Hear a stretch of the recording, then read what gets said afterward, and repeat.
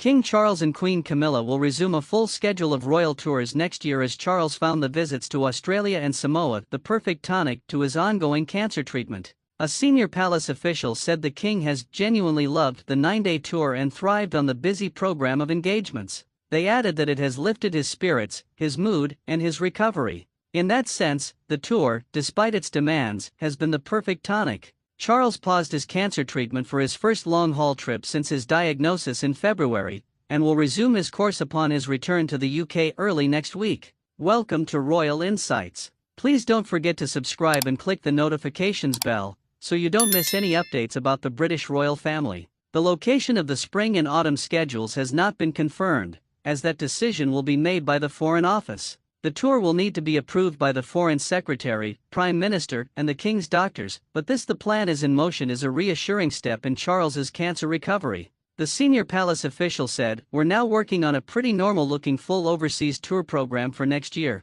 which is a high for us to end on, to know that we can be thinking in those terms, subject to sign-off by doctors. It is hard to overstate the joy that he takes from duty and service and being in public and seeing those crowds engaging with communities across the spectrum. That really does lift the spirits. You can see that." It comes as the King and Queen waved goodbye to Samoa on Saturday morning by attending a farewell ceremony at a village twinned with the UK for the Commonwealth Heads of Government meeting, COGME, hosted by the Pacific Island. Villages around the Samoan capital Apia are twinned with each of the 56 member states of the Commonwealth, flying the flags of the countries they have adopted, with street furniture painted in the national colors. In his impromptu speech, Charles said, "We've been so impressed by the beautiful way in which all the villages have decorated the roadsides. It is something very special about Samoa." He thanked residents for their wonderful generosity, bringing gifts of food and other wonderful things, and said the royal couple would take away special memories of our time here. The king concluded, "I shall always remain devoted to this part of the world and hope that I survive long enough to come back and see you."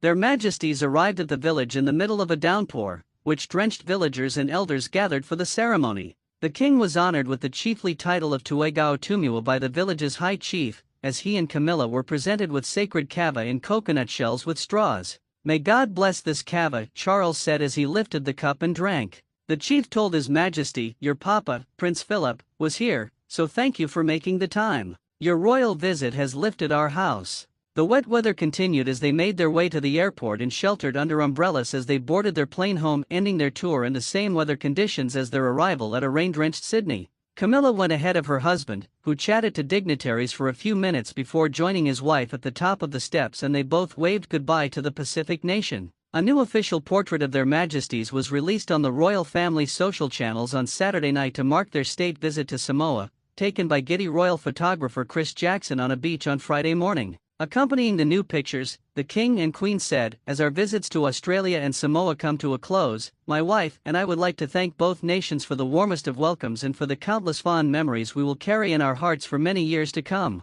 Even when we are far apart in distance, the many close connections that unite us across the globe and through our Commonwealth family have been renewed, and will remain as profound as they are enduring." Charles R. and Camilla R. The Queen is understood to have been an unwavering support to her husband throughout the exhausting tour. The King gets great strength from the Queen being there, not least because when she keeps it real, a senior palace official said. Charles and Camilla spent 3 nights in Samoa, where Charles officially opened his first COGME since becoming head of the so-called Family of Nations. He packed in a busy schedule of up to 10 engagements in a day, as he was determined to go ahead with the trip despite his diagnosis. A senior palace aide said, "I think it is a great testament to the King's devotion to service and duty that he was prepared to come this far, and he was incredibly happy and very, very determined to do so." The King also continued to receive important documents in the famous red boxes which had been flown in for him to sort through with his private secretary. But the couple also enjoyed some time for rest and relaxation in the beautiful locations they stayed in, going for short walks and reading. Though one source joked, the King considers reading his briefs as downtime. It is understood that the workaholic King resisted attempts by aides to lighten the schedule, as he believes looking after his mind, body, and soul is important to his overall recovery. The senior aide added, "It is also a great measure of the way that the King is dealing with the diagnosis, and he's a great believer in mind, body, and soul. This combination works very well on a visit like this, because he feels that sense of duty so strongly that to keep his mind and his soul engaged, and then the doctor is here to make sure that his body is properly looked after. You've got what makes for a very successful visit in these circumstances." The King and Queen are understood to have greatly enjoyed their 6 days in Australia and 4 days in Samoa and are keen to travel more of the world next year. In his speech at a dinner on the last night of his stay, Charles spoke of his lifelong aspiration to visit every country in the Commonwealth. It remains a lifelong aspiration to have visited all the countries of the Commonwealth, he told guests at an official dinner for the Commonwealth heads of government. Although nowadays it seems to be a race against our rapidly increasing numbers, as well as doctors' orders. His first day as to Australia since his accession has also been widely hailed as a success, with local press celebrating the visit and Palisades congratulating a job well done.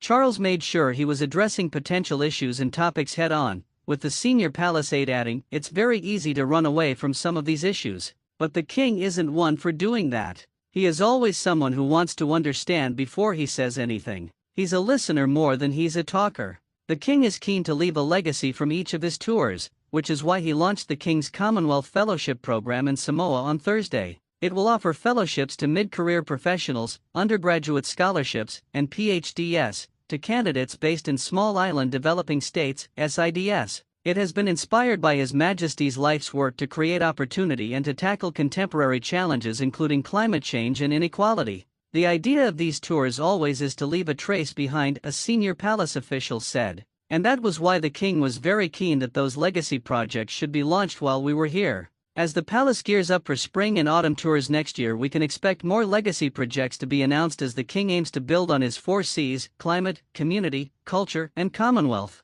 Thanks for watching. Please don't forget to like this video and drop comments. And most importantly, don't forget to subscribe and hit the notification bell so you don't miss anything.